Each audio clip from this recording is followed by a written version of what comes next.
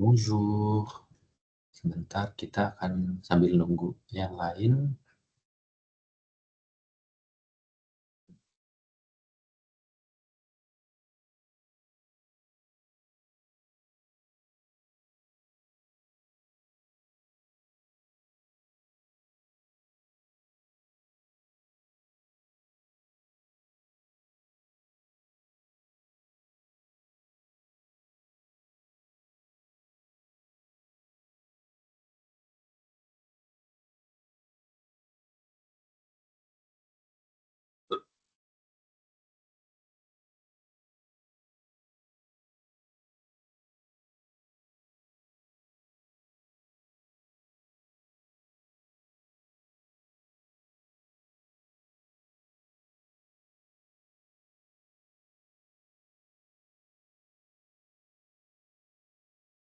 Baik, kita dalam beberapa waktu lagi, beberapa saat lagi, menunggu peserta yang datang.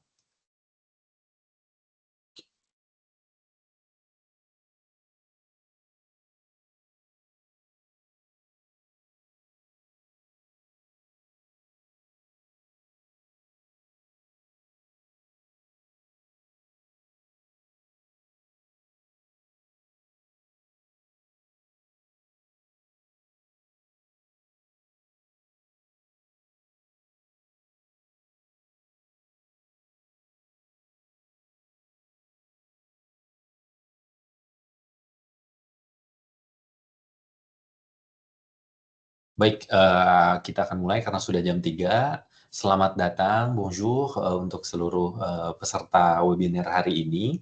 Perkenalkan, nama saya Syukron Ramdhani atau bisa disebut juga Roni. Saya adalah koordinator sertifikasi bahasa Perancis di Indonesia.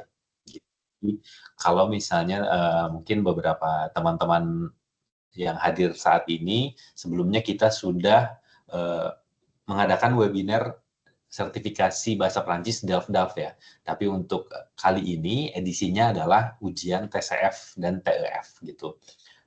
Baik, akan kita mulai.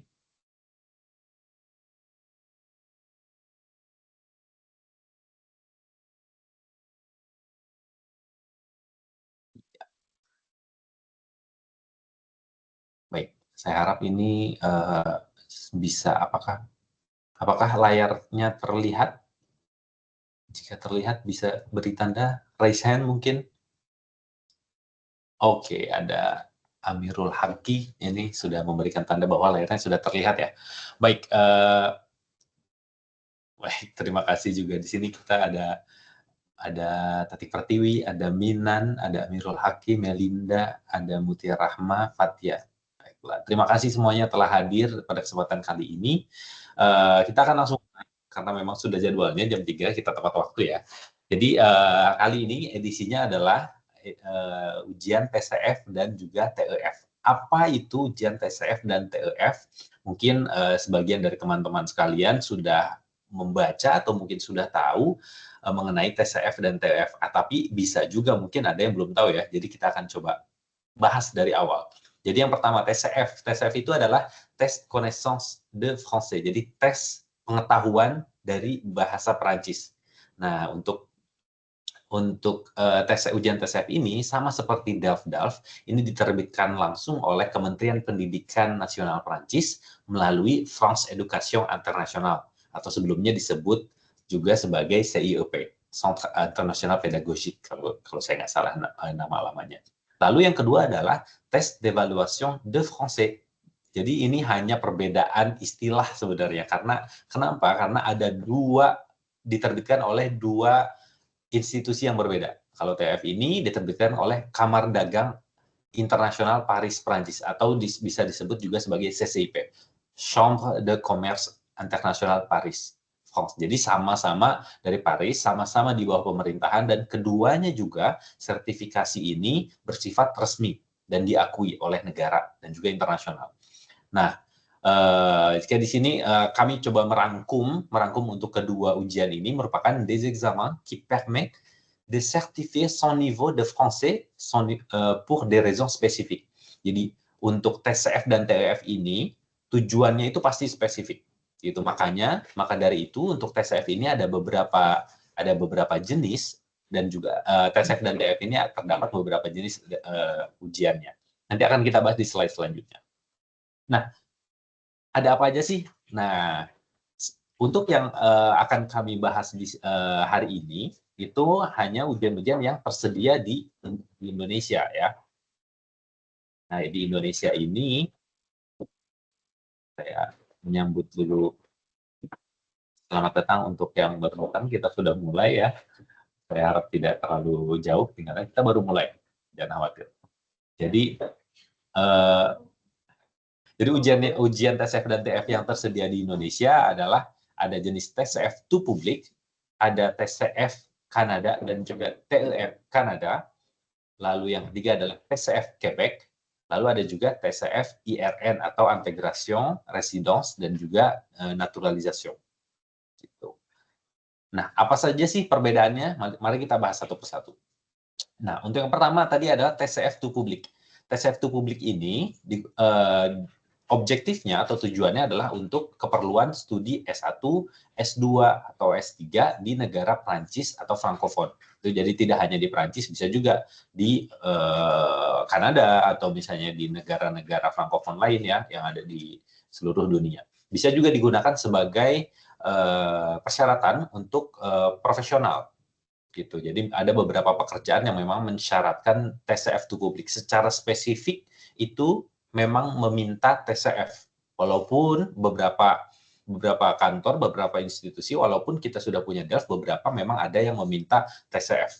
Kenapa? Karena ini dianggap sebagai ujian yang lebih resong atau lebih baru ya dibandingkan DELF itu karena mungkin DELF itu dia kan durasinya seumur hidup. Sertifikatnya berlaku seumur hidup. Sedangkan TCF dan juga TF ini hanya berlaku selama 2 tahun. Jadi untuk beberapa institusi itu memang dianggap lebih resong, lebih baru sehingga mereka mintanya TCF gitu.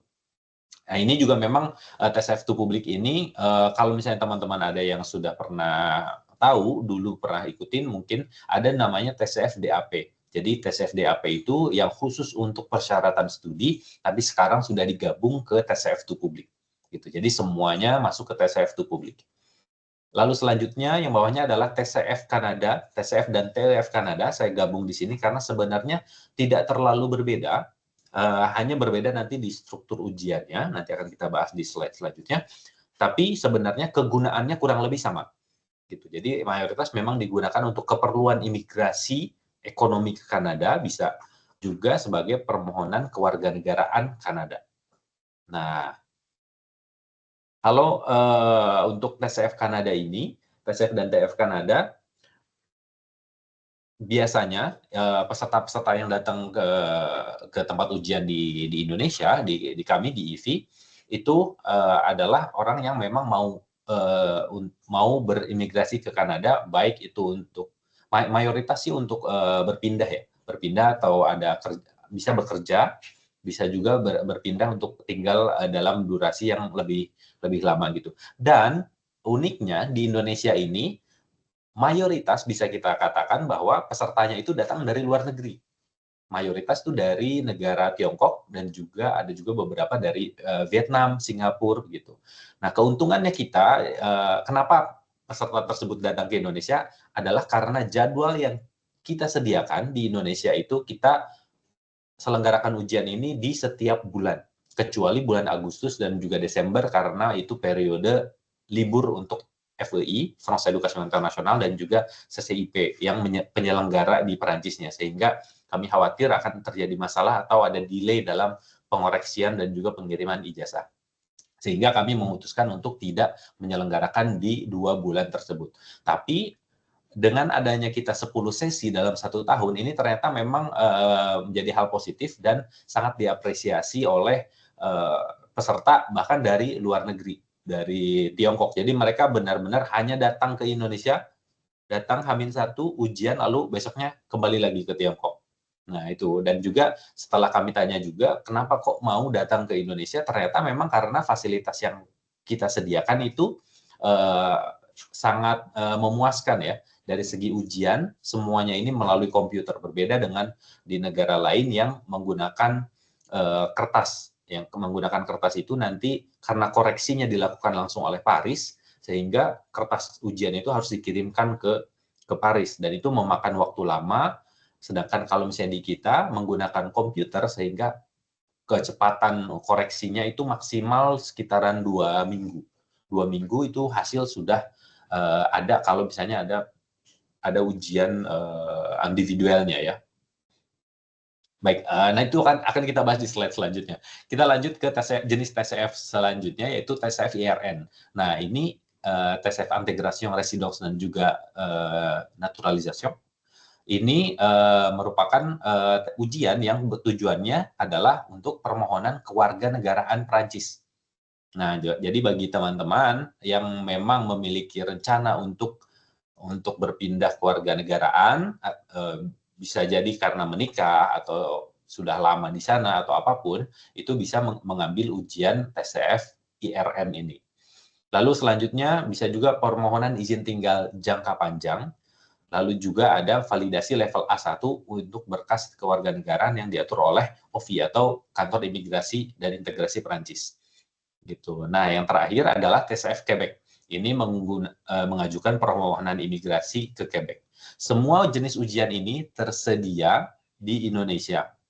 Nah, untuk TCF Quebec ini saya bisa tambahkan sedikit informasi bahwa saat ini dari peserta-peserta yang datang ke sini, kita mendapati fakta bahwa TCF Quebec ini sebenarnya sudah dianggap sama dengan TCF Kanada ya. Jadi untuk peserta yang mau ujian itu bisa sebenarnya ambil TCF Kanada saja gitu.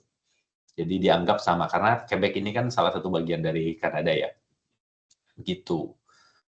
Lalu selanjutnya adalah, nah ini kita akan bahas satu persatu nih untuk materi ujiannya apa saja sih, apa saja yang diujikan dalam ujian TCF ini. Satu persatu kita bahas. Ada TCF2 publik, itu ada compréhension de l'oral, compréhension des écrits, lalu maîtrise structure de la langue, atau keterampilan struktur bahasa atau grammar ya, grammar kalau misalnya teman-teman lebih akrab dengan istilah bahasa Inggris. Lalu ada juga production écrite, yaitu kemampuan menulis, keterampilan menulis, lalu production oral, keterampilan berbicara. Di sini kami sematkan juga detailnya, mungkin bisa teman-teman baca langsung juga. Kalau saya baca satu-satu nanti banyak banget ya. Gitu. Jadi ada seluruh pertanyaannya itu dalam bentuk pilihan ganda. Gitu. Nah, karena di Indonesia ini kita sudah hanya menggunakan komputer, sehingga peserta akan datang di depan komputer menggunakan headset, semua konsign atau arahan instruksi ujian itu langsung diberikan dari komputernya. Gitu. Dan seluruh seluruh pertanyaannya itu dalam bentuk pilihan ganda dengan 4 opsi jawaban. Nanti kita akan lihat juga contoh soalnya. Gitu. Nah, lalu untuk production écrite itu akan ada 3 soal dengan total 60 menit untuk ketiga soal tersebut.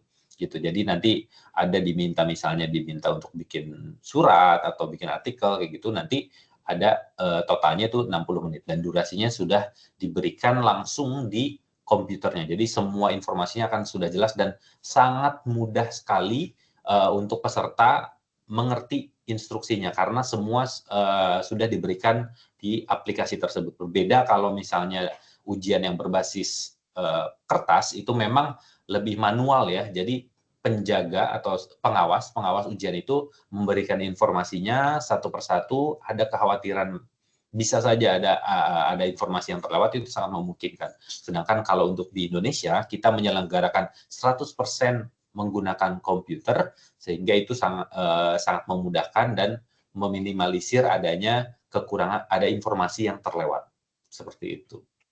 Lalu untuk produksi oral itu soalnya ada 3 soal dengan 12 menit yang di dalamnya terdapat 2 menit persiapan.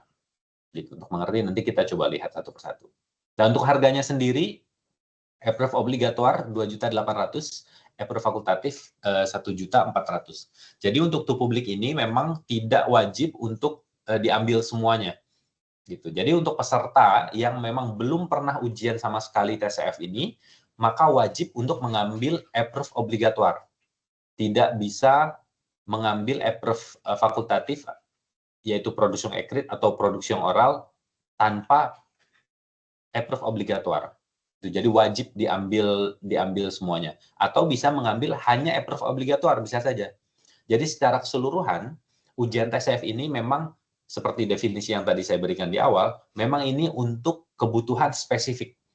Jadi sebelum peserta mendaftar, kami akan selalu menanyakan ini kegunaannya untuk apa, lalu tolong pastikan ke institusi yang mensyaratkan ujian ini, apa jenis ujian apa yang bisa mereka terima. Itu ada beberapa peserta yang bertanya, ini bagusnya yang mana ya? Itu publik atau Kanada? Nah, itu kami menurut pengalaman pasti ada. Kami tahu beberapa jawabannya, tapi untuk memastikan lagi, kami akan menyerahkan kepada peserta untuk memastikan lagi ke institusi yang mensyaratkan tersebut. Gitu. Kami khawatir ada kesalahan informasi karena bukan kami yang menerbitkan aturannya, kami hanya menyelenggarakan ujiannya. Gitu. Jadi ditanyakan lagi butuhnya apa. Sebagai contoh, kalau misalnya untuk tujuan studi S1, tujuan S1 itu peserta harus mengambil semua ujiannya sampai production écrite. Gitu, sampai sini, sampai production écrite tanpa production oral. Tapi kalau misalnya dia untuk S2, nah kampus-kampus di Prancis itu hanya mensyaratkan épreuve obligatoire. Hanya compréhension oral, compréhension des écrits, dan juga maîtrise structure de la langue. Gitu. Jadi untuk peserta yang tujuannya adalah S2 hanya membayar 2.800.000. Ujiannya 3 soal ini. Tapi kalau tujuannya S1, maka peserta wajib mengambil épreuve obligatoire dan juga 1 épreuve fakultatif di production écrite begitu. Jika ada kebutuhan lain, misalnya mendaftar di sebuah institusi untuk pekerjaan gitu, dan dia minta untuk seluruh kemampuan ini, maka peserta tersebut harus membayar, ya kita menggunakan ini 1 épreuve obligatoire, lalu 2 épreuve fakultatif ini. Gitu. Jadi ini dikali 2 karena ini 1.400.000 ini untuk masing-masing ujian. Seperti itu. Nah, kalau misalnya peserta tersebut sudah pernah mengikuti TCF to publik dan juga pastinya mengerjakan épreuve obligatoire dalam 1 bulan terakhir, maka dia bisa untuk mendaftar hanya di salah satu atau di dua-duanya épreuve fakultatif. Bisa hanya production écrite atau production oral atau dua-duanya. Itu boleh dengan syarat peserta tersebut masih memiliki bukti bahwa sudah mengikuti ujian TCF dalam 1 bulan ke belakang. Dihitung 30 hari dari hari ujian. Hari ujian yang dia daftar. Seperti itu. Sebentar. Baik. Selanjutnya, ini adalah TCF IRN atau yang tadi integration, residence, dan naturalisation. Ini untuk komposisinya ada 4 kemampuan atau keterampilan berbahasa ini. Semuanya dalam bentuk pilihan ganda, lalu production écrite-nya ada 3 soal dalam waktu 30 menit, lalu production oral ada 3 soal dalam waktu 10 menit. Gitu. Nah, untuk TCF IRN ini, untuk peserta yang daftar itu pasti harus mengambil 1 paket semuanya, tidak bisa dipisah seperti TCF to publik tadi ya. Jadi semuanya itu satu kesatuan dengan harga ujiannya untuk tahun ini tarif tahun ini ya 4.320.000 seperti itu. Nah, ujiannya juga sama berbasis komputer. Yang berbasis komputer apa saja? Yaitu comprehension oral, comprehension écrite, dan juga sampai production écrite. Itu semuanya di komputer. Nah, untuk production oral ini akan berbicara langsung dengan penguji yang mayoritas adalah guru dari IVI di IVI se-Indonesia, jadi akan bertatapan langsung dengan pengujinya. Lalu ini untuk TCF Quebec. Nah, untuk di Indonesia, TCF Quebec ini juga ditawarkan dalam bentuk satu paket ya. Jadi untuk komprehensi oral, ekrit, lalu produksi oral dan juga produksi ekrit, semuanya ini satu paket dan harus langsung diambil semuanya gitu. Dan harga ujiannya ada di 3.920.000 untuk tahun ini. Gitu. Ujiannya juga sama, berbasis komputer, ujiannya di tempat di pusat atau tempat ujian di Indonesia. Seperti itu. Nah, lalu ini ujian TCF dan TF Kanada. Mungkin ini yang paling banyak permintaannya adalah salah satunya adalah TCF Kanada ya, TCF dan TF Kanada. Nah, kita ada dua jenis di sini kita coba rinci di sini karena terdapat beberapa perbedaan. Untuk TCF, comprehension oralnya ada 39 pertanyaan pilihan ganda dengan 4 opsi jawaban dalam waktu 35 menit. Sedangkan untuk TEF, pertanyaannya ada 40 pilihan ganda, ada 4 opsi jawaban, dan waktunya lebih lama, 60 menit. Gitu. Nah, untuk comprehension accurate-nya sama, perbedaannya ada di waktunya ya. Jadi 30 sama-sama tadi sama seperti sebelumnya, ini 39 pertanyaan pilihan ganda dengan 4 opsi jawaban. Untuk TF ada 40 pertanyaan pilihan ganda dengan 4 opsi jawaban selama 40 menit. Lalu production accurate sama-sama durasinya 1 jam, cuman yang berbeda adalah di jumlah soalnya. Kalau TCF ini ada 3 soal, ini TLF ya maksudnya. Untuk TLF ini ada 2 soal.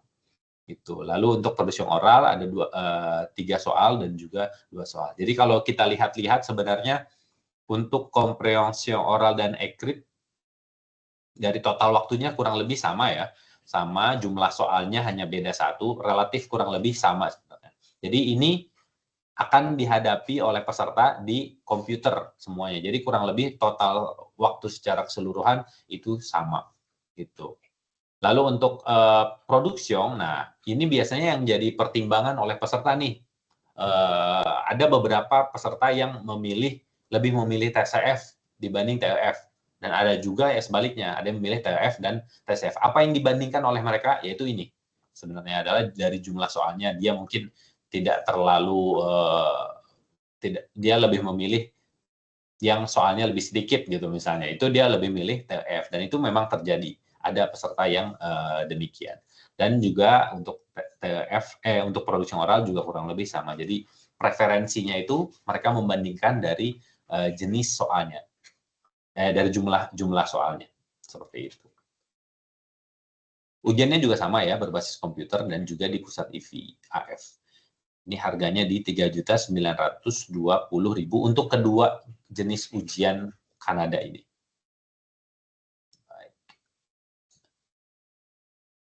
Nah, kapan sih ujian TCF seperti yang tadi saya sampaikan? Di tahun 2025 ini kita menyelenggarakan 10, coba kita hitung, 1, 2, 3, 4, 5, 6, 7, 8, 9, 10. Ya, ada 10 sesi ujian dengan bulan Agustus dan Desember yang pengecualian ya, yang tidak kita selenggarakan ujiannya. Jumlah sesi ini termasuk yang paling banyak jika kita coba bandingkan dengan negara-negara lain. Itulah kenapa tadi yang saya ceritakan sebelumnya, banyak sekali mayoritas peserta kami adalah warga negara asing. Ada yang dari Ukraina, Cina, terutama Tiongkok, lalu juga Vietnam, dan juga Singapura. Apakah di sana tidak ada ujiannya? Ada. Di sana ada juga ujiannya, hanya saja untuk beberapa negara ada yang mereka masih menggunakan versi kertas, sehingga mereka dari yang kami dapatkan informasinya mereka tidak terlalu nyaman untuk ujiannya, dan juga untuk waktu pengoreksiannya itu jadi lebih lama. Lalu yang paling digarisbawahi adalah availability atau ketersediaan jadwal yang banyak ini sangat memudahkan bagi mereka. Jadi kalau misalnya di negara lain bisa 1 tahun hanya 3 kali atau 2 kali, di sini kalau misalnya mereka di Januari tidak bisa, maka dia bisa tinggal daftar di Februarinya gitu. Jadi lebih fleksibel dan ini sangat memudahkan. Dan beberapa peserta misalnya dia sudah daftar di Januari, lalu hasilnya tidak sesuai target yang diminta oleh institusi yang meminta sertifikasi ini, maka dia bisa langsung daftar lagi tuh ke bulan Maret ya, berarti biasanya di bulan Maret tuh. Karena yang penting ada jarak 30 hari antara satu ujian dengan ujian yang selanjutnya. Seperti itu. Jadi memang itu akan lebih mudah buat peserta. Ada beberapa peserta yang ujian sampai 2 kali, 3 kali, dan itu dia statusnya warga negara asing ya, jadi datang sini hanya untuk ujian TSF dan itu berkali-kali. Gitu. Karena memang mereka merasa ujiannya lebih nyaman, lebih fair, dan mereka lebih bisa maksimal untuk mengeluarkan kemampuannya. Seperti itu. Lalu hasil approve obligatoire, yang tadi komprehension oral, komprehension écrite, dan juga matrice struktur de langue, yang tadi di TCF2 publik, itu bisa langsung dilihat setelah ujian selesai. Jadi saat pertanyaan terakhir sudah dijawab, lalu waktunya sudah habis, maka nilai itu akan langsung muncul di depan layar, di layar ya, di layar di depan Anda. Gitu. Jadi peserta bisa ambil foto, itu biasanya bisa digunakan juga sebagai nilai sementara gitu. Tapi untuk ujian produksi oral, berbicara, dan juga produksi écrite, menulis, itu diumumkan kurang lebih 2 minggu setelah ujian. Ini kenapa kita bilang kurang lebih, karena menurut pengalaman bahkan sebenarnya 1 minggu sudah keluar ya. Tapi untuk beberapa periode yang memang sibuk gitu ya, misalnya periode awal tahun, yang berbarengan juga dengan pendaftaran kampus di Perancis, itu bisa sampai 2 minggu, karena seperti yang saya bilang juga, koreksi dari ujian ini langsung dilakukan di Paris, di Perancis, oleh mereka. Jadi terpusat dari seluruh dunia yang koreksi sama-sama di Paris. Sehingga ada antrian itu yang menjadikan pengumuman ini kita tidak bisa memastikan, tapi kurang lebih 2 minggu setelah ujian.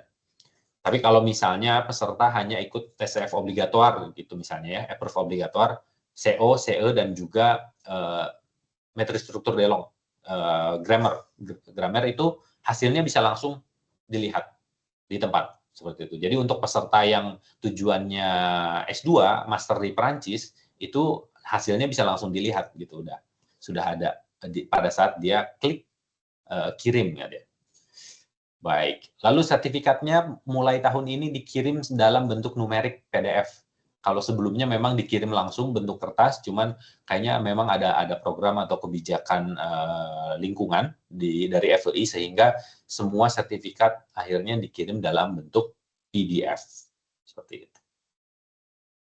Nah, untuk di Indonesia sendiri, ujian TCF ini bisa dilaksanakan di IFI Tamrin, Jakarta, lalu IFI Bandung, IFI Yogyakarta, dan juga IFI Surabaya. Nah, kecuali untuk TEF Kanada itu hanya tersedia di IFI Tamrin. Jadi peserta yang berminat TEF Kanada tidak bisa di IFI Bandung karena tidak tersedia, hanya di IFI Tamrin saja. Itu. Nah, ini adalah gambaran untuk bentuk ijazahnya atau sertifikat TCF yang tadi saya katakan. Ini untuk yang to publik, lalu ada yang, kalau untuk yang ini adalah yang IRN, Integration, Residence, dan Nationalité, pardon. Tadi saya nyebutnya naturalisation. Naturalisation itu tujuannya, sorry. Gitu. Jadi ini untuk bentuknya kurang lebih seperti ini. Jadi langsung dilihat apakah dia memenuhi untuk niveau C1, berarti akan di WI. Kalau misalnya dia ternyata nilainya, niveau globalnya di sini adalah B2, maka di sini akan WI. Di C1 dan C2-nya akan jadi no. Gitu. Jadi kalau untuk TCF2 publik, dari seluruh kemampuan itu akan dirangkum, istilahnya dirata-ratakan mungkin ya, dirata-ratakan itu ada resulta global QCM. Jadi hanya untuk yang QCM ini dirata-ratakan, dia mendapatkan C1. Gitu. Jadi walaupun di sini ada C2, tapi karena secara umum dia tidak semuanya C2, ini diambilnya di C1. Gitu. Ada skor-skor yang penilaiannya langsung dilakukan oleh sistem, oleh FEI. Seperti itu. Gitu. Dan untuk IRN, ini bentuknya seperti ini. Biasanya IRN ini memang targetnya tidak terlalu tinggi ya untuk ujian naturalisasi ini. Jadi memang hanya sampai B1 yang ininya, yang dicantumkan di sini, karena biasanya hanya sampai B1 itu sudah cukup untuk sebagai syarat intégration, résidence, atau nationalité Prancis. Gitu. Nah, sama seperti IRN tadi, untuk TCF Kanada dan Quebec ini tidak ada nilai globalnya ya, tidak ada resulta globalnya. Jadi hanya satu persatu per approve-nya itu nilainya apa. Gitu. Ini kurang lebih sama, makanya saya sandingkan. Dan biasanya untuk TCF Kanada dan Quebec ini memang dari kantor keimigrasi yang Kanada itu mereka mensyaratkan niveau atau level tertentu untuk setiap kemampuan bahasanya. Jadi misalnya comprehension oral ini minimal B2, comprehension accurate minimal B2, semuanya ini harus B2. Jika salah satu saja tidak menyentuh B2, maka peserta tersebut dianggap tidak memenuhi persyaratan sehingga harus mengulang lagi ujian TCF tersebut. Seperti itu. Jadi memang untuk Quebec dan Kanada ini yang dilihat oleh institusi yang mensyaratkan itu setiap approve-nya satu persatu. Berbeda dengan tadi to public misalnya ya. Kalau to public biasanya untuk studi gitu. Misalnya ada yang mensyaratkan C1, maka dilihat di sini C1 gitu ya. Atau B2 gitu. Maka dilihat di sini tidak satu persatu. Nah, kalau misalnya untuk Kanada dan Quebec itu dia dilihat satu persatu oleh institusinya. Itulah kenapa tadi saya ceritakan ada peserta yang mengulang ujian 2-3 kali, bukan berarti dia gagal, dia tidak mencapai targetnya. Gitu. Jadi kalau misalnya berbedanya dengan DELF-DALF, DELF-DALF itu mereka ujiannya lulus atau tidak lulus, karena ada syarat minimalnya 50 per 100. Kalau tidak nyampe 50, maka dia dianggap gagal. Gitu. Nah, kalau misalnya untuk TCF dan TEF ini, dia pasti akan mendapatkan hasil tertentu. Bisa dia B1, B2, dan lain-lain. Tergantung apa yang dibutuhkannya. Seperti itu. Nah, ini untuk contoh yang ujian TEF Kanada. TEF Kanada kurang lebih seperti ini, diberikan juga konversinya karena kadang-kadang memang yang disampaikan oleh imigrasi itu dalam bentuk NCLC berapa gitu, bukan tingkat CECR.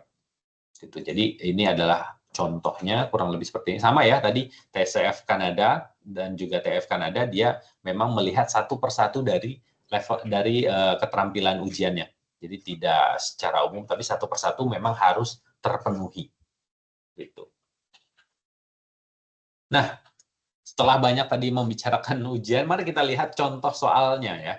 Contoh soal COTCF. Ini saya hanya ambil beberapa contoh saja, tapi nanti teman-teman bisa untuk mengakses langsung di websitenya. Di situ ada beberapa contoh dan nanti juga kita akan berikan tips gimana untuk sukses TCF, TF karena judul kita sebenarnya di link pendaftaran kan sukses TCF TF ya. Jadi harapannya teman-teman yang memang mempunyai rencana untuk mungkin kabur aja dulu atau misalnya untuk menikah dengan orang Prancis dan mendapatkan kewarganegaraan Prancis gitu ya. Kita harapannya dengan adanya webinar ini bisa sukses dan sudah lebih siap untuk menghadapi ujian tersebut gitu ya. Kita coba ujian yang ini ya. Ceritanya comprehension oral. Ya. Jadi yang dihadapi oleh peserta itu adalah gambar ini. Di depan komputer, peserta akan melihat gambar ini. Lalu akan ada suara audio yang menyebutkan opsi-opsi jawabannya. A. C'est un acteur formidable. B. Je déteste la publicité. C. Viens, on va s'asseoir là. Et D. Tu vas payer nos billets. Nah, kira-kira ada yang tahu jawabannya nggak? Ada yang tahu jawabannya? Dari gambar ini ceritanya lagi di bioskop. Gitu. Jadi memang pertanyaan-pertanyaannya itu biasanya, oh C itu katanya. Siapa tadi yang jawab? Fatia ya? Saya coba lihat. Ya, C katanya. Oh, viens, on va s'asseoir là. Betul sekali. Nah, itu jadi ini ceritanya di bioskop. Dia mengajak duduk di sini karena ternyata tiketnya di sini gitu ya. Jadi memang pertanyaannya itu bervariasi sama seperti mungkin teman-teman lebih familiar dengan ujian bahasa Inggris ya, TOEFL ya. Jadi komposisi dari soal-soalnya itu memang ada dari yang mudah sampai yang lebih serius, yang lebih sulit gitu. Jadi semuanya itu ada sehingga hasilnya pun nanti akan beragam ya dari A1 sampai C2 gitu. Dan ini sistemnya tidak ada minus ya, jadi seluruh peserta jawab saja. Kalaupun tidak tahu, pastikan itu sudah terjawab. Karena kalau misalnya tidak terjawab, maka tidak akan ada nilai, tidak akan ada kemungkinan nilai tambah gitu ya. Jadi tidak ada sistem minus, jadi jawab semua. Kita selalu sampaikan bahwa jawab semua, tidak ada sistem minus. Gitu. Lalu selanjutnya kita coba ke soal yang kedua. Vous entendez un document sonore. David, pourriez-vous appeler Monsieur Smith? J'ai besoin de son avis rapidement. Oui, madame. Je lui propose vendredi prochain. Regardez mon emploi de temps. Vous pouvez le placer comme vous voulez, sauf jeudi après-midi, je rencontre un nouveau client. Et pour madame Grimaldi, je lui dis de ne pas venir? Non, je la verrai demain soir comme prévu. Nah, que doit faire David? Audionya sampai situ tuh. Sampai que doit faire David? David harus ngapain? Coba kita lihat. Ada yang jawab lagi nggak? Ada yang tahu lagi? Nanti kita untuk Kak Fani Yuniar nanti kita bahas di akhir ya. Di akhir kita akan ada question response, akan aku bahas lagi kalau misalnya ada yang terlewat. Tapi kita coba lanjut dulu dari sesuai dengan emploi du temps hari ini mengenai contoh soalnya. Apakah ada yang tahu apa yang harus dilakukan David nih kalau misalnya kondisinya, situasinya seperti ini? Saya juga lupa lagi nih. Nah, ini David ini harus bikin un rendez-vous, fixer un rendez-vous professionnel ya. Jadi dia disuruh buat nih, kan? Ya, di sini nih, vous pouvez placer comme vous voulez. Jadi David diminta untuk membuat satu jadwal ya, untuk entretien-nya. Entretien dengan Monsieur Smith. Baik, itu sedikit soal TCF. Nah, ini contoh soal untuk yang struktur ya, metris struktur de la langue atau grammar. Ini tidak ada bunyinya, tentu saja, hanya ada tulisannya. Teksnya adalah di teks di layar itu akan tertulis pour s'inscrire à la bibliothèque, il faut une pièce d'identité. Ada yang tahu? Apakah apporter, emporter, emmener, atau ramener? Ya, jawabannya adalah A, betul ya. Jadi jawab Bu Minan. Ini Monsieur atau ini ya? Ini Minan jawabnya C. Jawabannya adalah apporter ya. Nanti bisa dicek ya. Ada di website. Ini saya ambil semuanya dari website. Jawabannya adalah apporter. Tapi nggak apa-apa, kalau walaupun ragu atau salah sekalipun, jawab aja, karena kalau misalnya enggak, ya nggak akan dapat poin juga gitu. Itu sedikit tips ya, tips-tips duluan tuh dari kita. Lalu selanjutnya contoh grammar. L'avocat, nous nous sommes adressés étant des meilleurs de Paris. Coba yang avocat, ada yang tahu jawabannya apa? Apakah que, lequel, auquel, atau duquel? Nah, itu 1, 2, 3. Ayo, siapa yang benar jawab? Tidak ada nilai minus di sini. Baik. Farid menjawab C. Jawabannya auquel. Betul sekali. Wih, susah, Kak. Enggak kok.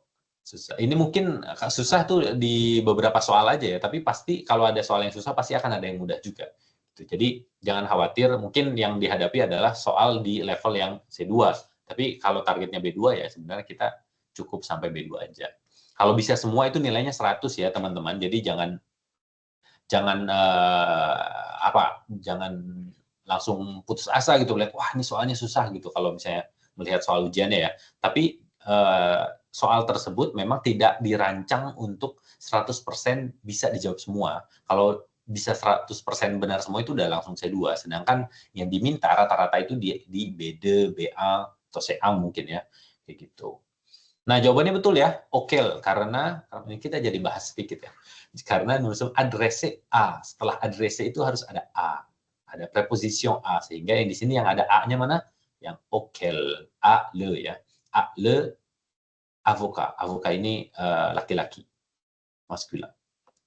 Ensuite, voilà. Nah, untuk soal CE nanti teman-teman akan menghadapi beberapa contoh teks yang memang sehari-hari akan ditemui sebagai warga negara setempat ya, warga lokal ya, maksudnya di Perancis atau beberapa soal untuk TCF Kanada misalnya itu ada beberapa yang memang menggunakan situasi atau background cerita di Kanada, di Quebec ya. Dengan kadang-kadang juga misalnya untuk CO itu dia menggunakan aksen Quebec yang kayak demain, est-ce que gitu. Jadi agak berbeda dengan bahasa Perancis yang kita pelajari yang lebih umum kita pelajari memang Perancis yang français accent parisien ya.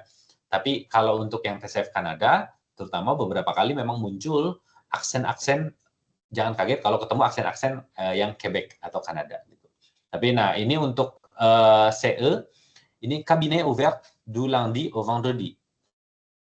8.30 sampai 13 sur rendez-vous, 15 sampai 18 sans rendez-vous. Fermé le mercredi matin. Quand pouvez-vous voir un avocat sans rendez-vous? Jadi kapan nih bisa ketemu avokatnya? Ini kabinet avokat tanpa rendez-vous. Nah, di sini ada nih.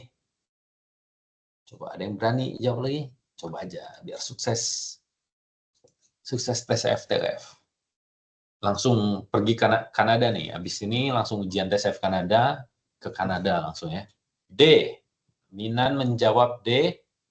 Dans l'après-midi. Yes. Oui, betul sekali ya. Di sini ada de 15h à 18h sans rendez-vous. Jadi tanpa janji temu itu bisa di jam 15 sampai 18 gitu di dans l'après-midi. Betul sekali.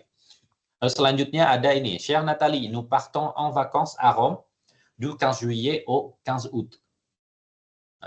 La maison est grande et les enfants ne viennent qu'une semaine avec nous. Si tu veux, tu peux venir nous retrouver à partir du 1er août et rester jusqu'à la fin des vacances. Nous attendons ta réponse. Bis, Corinne et Patrick. Ini bentuknya biasanya WhatsApp ya atau SMS. Que propose Corinne et Patrick à leur ami? Apakah de garder ses enfants en juillet? Apakah de venir passer des vacances avec eux? Atau de partir une semaine à Rome? Atau yang terakhir, de louer une maison ensemble? Jawabannya adalah de venir passer, betul. Tuh, sebentar ya. De venir passer des vacances avec eux. Poinnya ada di sini. Si tu veux, tu peux venir nous retrouver à partir du 1er août. Nah, gitu ya. Nah, untuk soal production accurate-nya kurang lebih seperti ini. Saya berikan contoh saja. Task pertama itu 60 mot, 60 kata minimal, maksimalnya 120 kata. Ya, untuk task 2 lebih panjang 120 minimal dan 150 maksimal. Ini contoh soalnya kurang lebih sehari-hari, tapi yang dinilai adalah sebenarnya bagaimana kita bisa menyampaikan jawabannya ya. Jadi sedikit tips itu dari kami adalah baca benar-benar instruksinya. Coba kita baca satu contoh yang kedua ya. Vous avez reçu ce courrier de votre amie Charlotte. Vous répondez, vous justifiez vos conseils. Apakah ini kan sebuah email ya? Apakah sebuah email bisa dibalas dengan sebuah surat?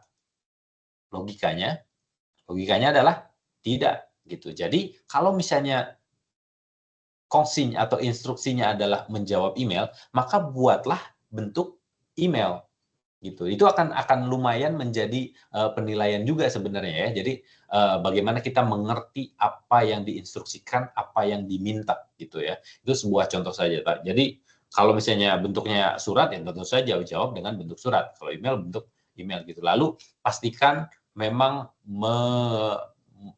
menjawab perintahnya.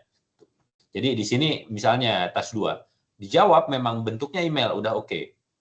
Tapi jawabannya itu harus logis, masuk akal dan menjawab pertanyaan-pertanyaan di sini.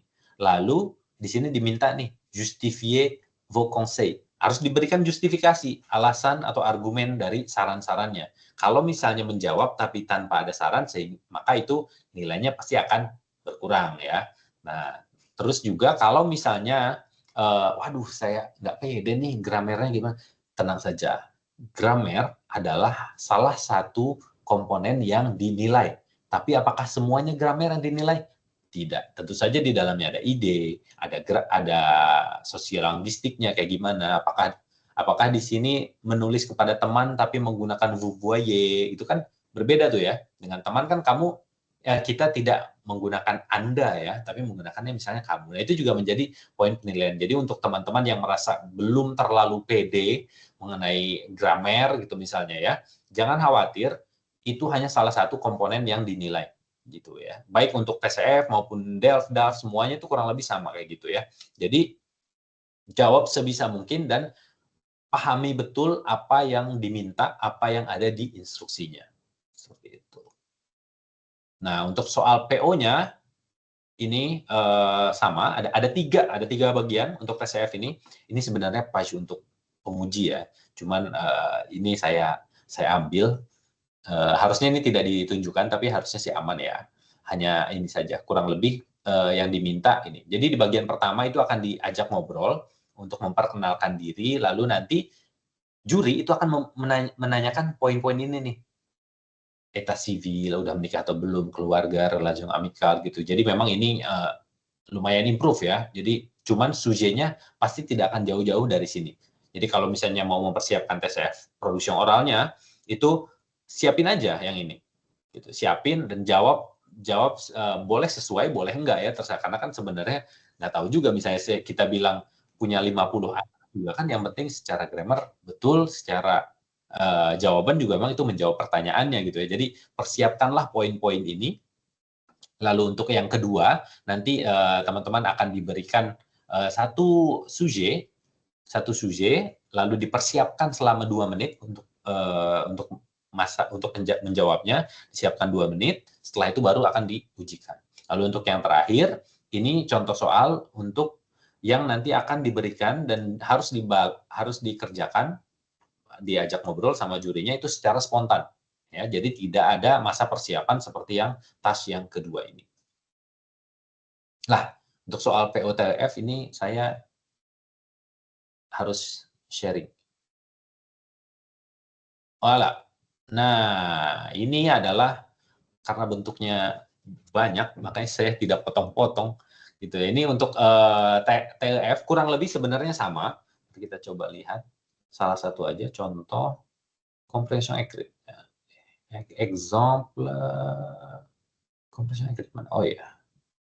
Contohnya voilà.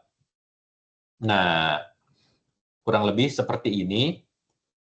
Compression écrite. Cher Myriam, j'espère que tu vas bien. Nous sommes arrivés il y a 3 jours. Nous logeons dans une petite maison à 2 pas de l'océan. Ouais. On visite et on se promène. Les musées sont très intéressants. Et le soir, on va à la plage. C'est merveilleux. À bientôt. Le document insiste sur jawabannya apa nih? Apakah le climat, paysage, activité, les habitants?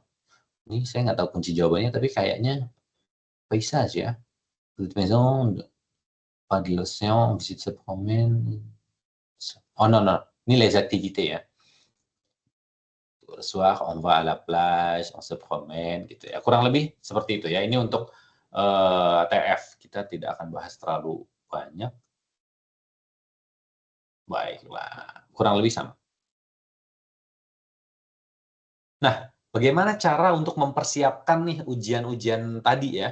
Nah, yang pertama adalah teman-teman bisa mengunjungi Le Français Facile avec RFI. Nah, di sini ada banyak tips-tips contoh soal ya. Ada contoh soal yang bisa teman-teman akses secara gratis. Ini kita berikan secara gratis informasinya. Ini teman-teman bisa entraînement à l'épreuve compression oral, di sini ada semua nih. Jadi bisa langsung dicek ya oleh teman-teman. Tapi di sini rata-rata compression oral berarti ya. Gitu. Jadi teman-teman bisa langsung di sini. Entraînement di sini. Ada transkripsinya juga di sini. Nah, ini salah satu yang bisa dimanfaatkan oleh teman-teman yang berminat untuk belajar ya, mempersiapkan ujian TCF. Lalu ada juga yang memang ini RFI dan juga TV Sank ini bekerja sama langsung dengan penyelenggara ujian. Tadi FEI dan juga CCIP ya.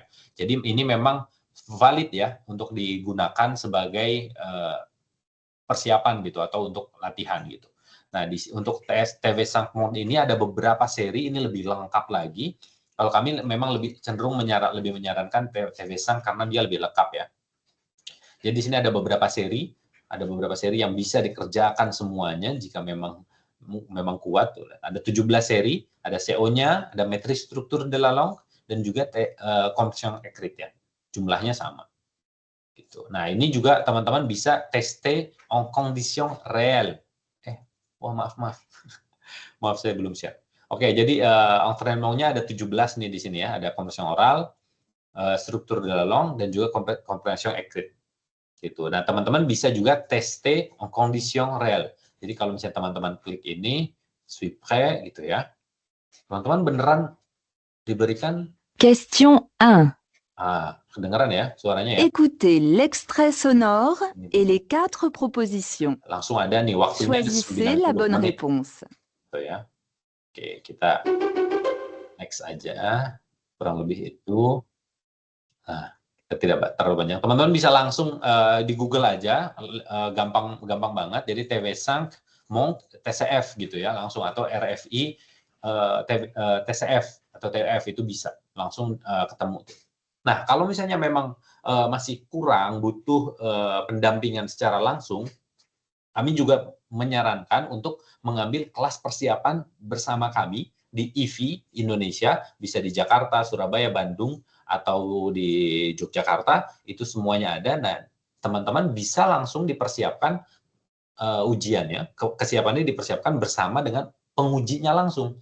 Gitu. Karena memang pengujinya di Indonesia ini, penguji TCF dan juga TF itu, ya memang hanya guru-guru dari kami gitu ya. Jadi kalau teman-teman mempersiapkan daftar preparasi, itu nanti akan dibimbing oleh pengujinya langsung gitu ya. Walaupun pada saat ujian kemungkinan besar tidak diuji oleh orang tersebut, tapi secara bagage, secara pengetahuan yang akan disampaikan itu memang sudah precise, sudah tepat untuk materi yang akan diujikan gitu ya. Jadi tidak bebas, bahasa Perancis kan luas ya. Jadi memang udah langsung khusus untuk tujuannya TCF atau TF gitu. Jadi persiapan itu ada, kami sediakan rata-rata private memang karena pesertanya satu tidak banyak, dan dua mayoritas peserta memang butuh yang lebih intensif gitu ya, yang lebih khusus gitu untuk persiapannya. Jadi kelas privé itu tersedia, silakan hubungi langsung sekretariat kursus di pusat IVI yang terdekat dengan teman-teman semuanya. Lalu selain itu juga kami juga menyediakan tes Evalong. Nah, Evalong ini tes penempatan yang disediakan langsung oleh France Education International yang penyelenggara TCF itu sendiri. Jadi apabila teman-teman ingin mengetahui terlebih dahulu level bahasa Perancis teman-teman di mana, itu bisa sebelum mendaftar TCF atau TF itu di Evalong. Evalong ini memang lebih terafiliasi dengan TCF ya, karena memang diterbitkan oleh France Education International, Kementerian Pendidikan Perancis. Nah, gitu. Jadi Evalong ini berbayar, harganya untuk tahun ini di Rp500.000. Tapi memang ini sangat bermanfaat, banyak sekali peserta yang memang belum yakin, karena belum yakin daripada langsung daftar 3.800.000, 3.920.000, itu mereka lebih prefer untuk Evalong dulu lah, 500.000. Kalau misalnya di situ sudah sesuai target, misalnya B2, maka dia baru beranjak ke ujian yang sebenarnya di TCF-nya gitu. Jadi daripada 2 kali TCF, dia lebih prefer untuk Evalong dulu 500.000 seperti itu. Tapi yang Evalong ini memang yang diuji hanya CO, CE, dan juga matrice ya, struktur dialog. Begitu. Baik, mungkin itu saja untuk materi dari saya. Lalu saya di mana nih? Nah, saya coba menjawab ya pertanyaan yang sudah ada ya. Ini ada Kak Fani Yuniar. Kak Fani Yuniar ini bertanya apa perbedaan TCF dan TEF. Nah, perbedaannya adalah penyelenggaranya ya. Jadi penyelenggaranya itu yang pertama adalah penyelenggaranya. Sebentar. Kalau TCF itu dari France Education International, kalau TEF itu dari CCIP atau Kamar Dagang Prancis. Ya, saya share kembali. Nah, ini dia. Nah, keduanya sama, kurang lebih sama. Tujuannya pasti spesifik. Kalau peserta yang ikut TCF TEF ini biasanya memang sudah tahu tujuan dia untuk apa, misalnya imigrasi, lalu dia butuhnya apa. Dan memang harus sudah tahu ya, harus sudah tahu tujuannya apa. Kalau belum tahu, kita akan minta untuk cari tahu dulu nih, takutnya kita salahkan untuk mengarahkan. Jadi, keduanya sama-sama ujian bahasa Prancis untuk tujuan yang spesifik. Masa berlakunya juga sama, yaitu 2 tahun. Perbedaannya ada di penerbitnya ya. Penerbitnya adalah kementerian dan juga Kamar Dagang. Nah, tujuannya sama, lalu, nah ini yang berbeda lagi. Wala, TCF, TF Kanda. Nah, perbedaannya di komposisi soal Kak Fani ya. Jadi komposisinya itu kalau TCF CO-nya 39 pertanyaan, ini 40 pertanyaan, waktunya juga berbeda, bisa dilihat. Untuk CE juga sama, ada perbedaan sedikit, tapi setelah kita tadi total ya kurang lebih kan 100 menit ya, ini 95, ini 100 menit. Jadi secara keseluruhan CO-CE ini sebenarnya kurang lebih sama. Gitu. Nah, untuk production accurate, nah ini yang biasanya menjadi pertimbangan cukup dilihat ya oleh calon peserta itu di jumlah soal produksinya juga ini lumayan jadi perbandingan. Ini ada 3 soal, untuk waktunya sama, untuk TF ini dia ada di 2 soal. Itu perbedaannya di sini. Untuk harganya di Indonesia ini sama, di 3.900.000, lalu ujiannya sama-sama menggunakan komputer, lalu juga di tempat ujian. Nah, dan satu lagi perbedaannya, TF Kanada ini hanya tersedia di IV Tamrin, Kak. Ya, TF Kanada hanya di IV Tamrin. Kalau untuk TCF, semua jenis TCF itu tersedia di seluruh pusat IV. Di Bandung, Tamrin, lalu di Surabaya, dan juga di Yogyakarta. Seperti itu. Semoga menjawab ya, Kak. Tuh. Ada pertanyaan lagi dari Kak Fani lagi nih ya. Kalau ambil ujian Kanada atau Quebec, apa yang berbeda hanya aksonnya saja, Kak?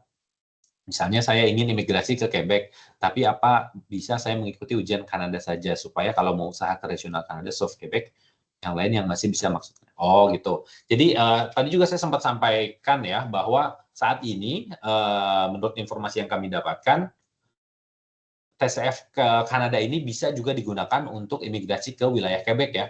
Jadi simpelnya memang bisa langsung ujian TCF Kanada. Nah, untuk yang perbedaannya, aksonnya pun sebenarnya tidak untuk semua soal ya Kak, untuk komprehension oral. Jadi tidak semua soal komprehension oral itu dia menggunakan akson Quebec atau Kanada ya, tapi masih ada juga, bahkan kalau bisa dibilang mayoritas soal juga sebenarnya menggunakan akson yang normal ya, normal dalam artian yang biasa kita pelajari, aksonnya akson Prancis gitu. Gitu. Jadi memang ada, saya bilang tadi ada yang menggunakan aksonnya tertentu, Quebec, bisa, tapi mayoritas menggunakan akson yang seperti biasa kita pelajari secara umum. Seperti itu. Apakah ada, semoga menjawab ya Kak Fani. Kak Fani Yuniar. Ada lagi. Di chat kita coba. Di chat ada masih bingung, nanti buat TCF atau TCF itu belajar idiom, kata-kata terkait dan gramernya apa saja yang harus dipelajari. Nah, kalau sudah, ini dari pertanyaan dari Kak Romi ya. Nah, kalau untuk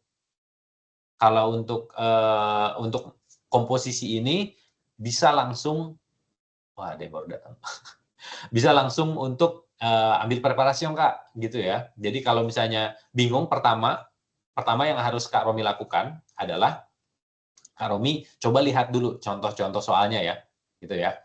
Apakah banyak idiomnya atau enggak gitu-gitu ya. Nah, terus kalau misalnya untuk mau lebih siap lagi, coba Kak Romi ambil kelas preparasi yang memang diampu langsung oleh pengujinya ya, penguji TCF dan juga TF-nya gitu ya. Jadi memang itu harus dilihat langsung. Nah, tadi kita tunjukkan di di TV5 itu ada 17 tuh kan, ada 17 paket soal tuh Kak Romi. Bisa Kak Romi lihat, lalu juga mungkin Kak Romi lihat polanya tuh. Polanya soalnya kayak gimana-gimana aja kayak gitu. Itu ya. Berarti itu juga sudah bisa buat jadi warga negara Prancis dan negara asal dengan tes TCF ya. Nah, untuk daftar jadi warga negara Prancis ini kan banyak persyaratannya ya Kak Romi ya. Ada, kalau saya tidak salah tuh, ada salah satunya ya menikah dengan warga negara Prancis atau tinggal di sana selama berapa 5 tahun deh kalau saya nggak salah. Salah satunya biasanya untuk langkah akhirnya adalah ada TCF IRN. Jadi TCF IRN ini hanya salah satu kan. Jadi bukan udah lolos IRN lalu bisa langsung daftar jadi warga negara Prancis. Wah, enak banget tuh kayak gitu ya. Tapi enggak Kak. Jadi memang ini salah satu persyaratannya. Persyaratan untuk naturalisasi Prancis itu memang ada tes bahasa yang adalah tes FIRN ini. Seperti itu ya Kak. Jadi harus ada tahapan-tahapannya dulu, lalu ada IRN ini. Mayoritas memang sejauh ini ya yang kami terima itu warga negara asing juga, misalnya warga negara Senegal, Kamerun, Kanada yang mau punya kewarganegaraan Prancis kayak gitu. Apakah nanti bisa dapat rekamannya? Rekaman apa nih Kak ya? Kalau rekaman ujian tidak bisa, sifatnya konfidensial dan itu langsung dikirim ke Paris, direkam dan kirim ke sana, kita juga nggak ada rekamannya. Kalau rekaman webinar, saya jawab dua-duanya nih, soalnya saya nggak tahu webinar apa. Ya, kalau misalnya untuk rekaman webinar ini, biasanya sih kita tidak publish ya sebenarnya. Dan nanti kita bisa sampaikan ya. Jadi pantau terus Instagram IVI, nanti kalau kita ada publikasi, kita akan usahakan untuk publish ini ya. Mungkin di YouTube kali ya nanti. Seperti itu. Baik, ini udah di-share juga sama Kak Nadia nih untuk latihan-latihan soalnya. Gitu. Tidak ada rahasia di antara kita ya. Kita kasih tips-tipsnya, cara belajarnya, lalu juga bahkan ada untuk dokumen-dokumen yang penguji juga kayak tadi yang contohnya gitu-gitu kan ada semua ya. Jadi semua benar-benar bisa dipelajari dan tersedia secara online. Tapi kalau misalnya butuh interaksi langsung dengan pengajar yang memang kredibel ya, bisa dipertanggungjawabkan kualitasnya, maka itu ada di pusat-pusat IVI di Indonesia. Teman-teman semua bisa untuk menghubungi pusat IVI terdekat. Baik, Kak Romi lagi nih. Wah, semangat banget nih Kak Romi, mau kabur aja nih kayaknya nih Kak Romi ya. Kalau ikut TCF atau TF bisa jadi warga negara Prancis atau Kanada, misalnya dari negara asal. Nah, sama seperti tadi ya, ini kayak lanjutan pertanyaan yang tadi ya. Jadi untuk mendapatkan kewarganegaraan Prancis atau Kanada itu persyaratannya berbeda dan juga pasti ada banyak persyaratan yang harus dipenuhi. Nah, salah satunya adalah ujian TCF atau TF ini gitu.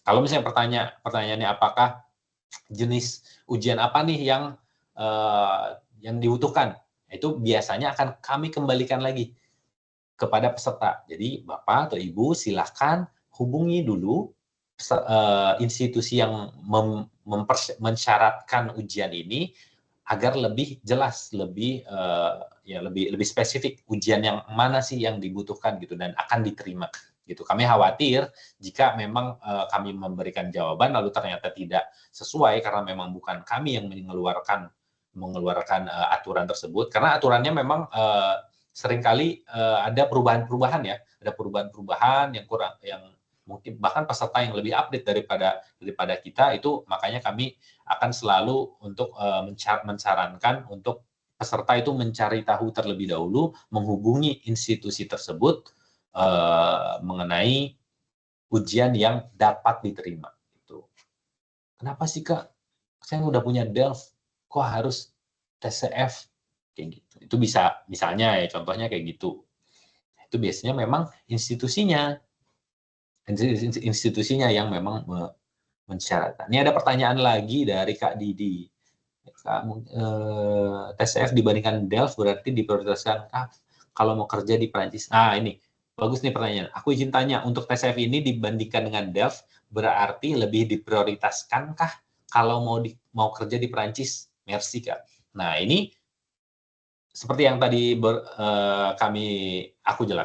saya jelaskan bahwa kebutuhan sertifikasi Perancis ini akan dikembalikan lagi kepada institusinya. Ada beberapa institusi yang dia mensyaratkan DELF. Banyak institusi yang mensyaratkan DELF karena memang DELF itu ujiannya secara umum.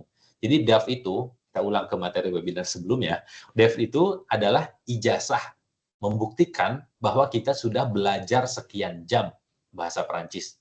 Sehingga statusnya itu valid seumur hidup. Sama seperti ijazah SMA kita. Ijazah SMA, ijazah sarjana, itu kan sama ya. Berlaku seumur hidup semuanya ya. Punya teman-teman juga pasti berlaku semuanya. Kalau ijazahnya asli ya. Itu berlaku seumur hidup. Ya kan? Sampai kapanpun kita memang sudah SMA itu udah menyelesaikan 3 tahun minimal ya. 3 tahun minimal normalnya ya. Atau 4 tahun di kuliah. Itu sampai kapanpun statusnya akan seperti itu. Nah, kalau TCF ini hanya berlaku 2 tahun. Dia sifatnya lebih resong atau lebih kini ya, lebih update gitu ya. Lebih update sehingga beberapa institusi itu lebih mensyaratkan TCF. Tapi kita tidak bisa menyebut juga bahwa semua institusi seperti itu ya. Tidak, lagi-lagi ini harus dikembalikan lagi kepada institusi yang Kak Didi mau melamar bekerja di sana, di Perancis, itu membutuhkannya apa. Yang paling umum memang DELF.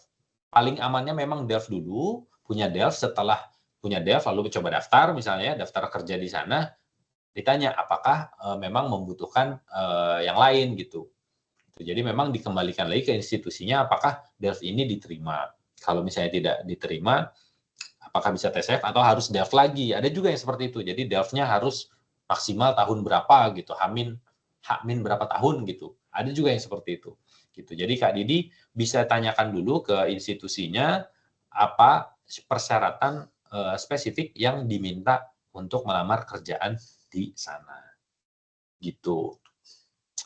Baik, mungkin tak terasa nih, saya sudah cuap-cuap 1 jam 31 menit. Terima kasih banyak atas kehadiran teman-teman semua. Kalau misalnya masih ada pertanyaan, ada pertanyaan lagi nih. Oh, merci. Oh, sama-sama Kak Didi, Kak Farid. Terima kasih, Kak Dinan. Terima kasih semuanya. Kalau misalnya masih ada pertanyaan, teman-teman semua bebas bisa menanyakan apapun mengenai sertifikasi kepada kami di email kami. Saya share lagi. Ini emailnya ada sertifikasi@iv-id.com. Ya, jadi teman-teman bisa kirim email apapun pertanyaan mengenai sertifikasi bahasa Perancis di Indonesia. Kalau misalnya tidak ada di Indonesia, ditanyakan, paling nanti akan kami jawab bahwa memang tidak ada di Indonesia. Nanti kita bisa arahkan ke negara lain gitu misalnya. Tapi pokoknya mengenai sertifikasi bahasa Perancis, teman-teman semua bisa sampaikan kepada kami melalui sertifikasi@iv-id.com, atau kalau ribet buka Gmail, bisa buka Instagram, kirim DM via Instagram, lalu nanti akan kami coba kita coba jawab ya, karena yang megang Instagram bukan kami ya, tapi nanti akan kami jawab sebisa mungkin agar menjawab dari kebutuhan seluruh peserta calon peserta TCF atau yang pembelajar bahasa Perancis di Indonesia. Baik, dari kami terima kasih banyak sekali lagi. Selamat menjelang akhir pekan. Selamat menjelang akhir pekan, bon weekend. Mohon maaf apabila ada salah-salah kata.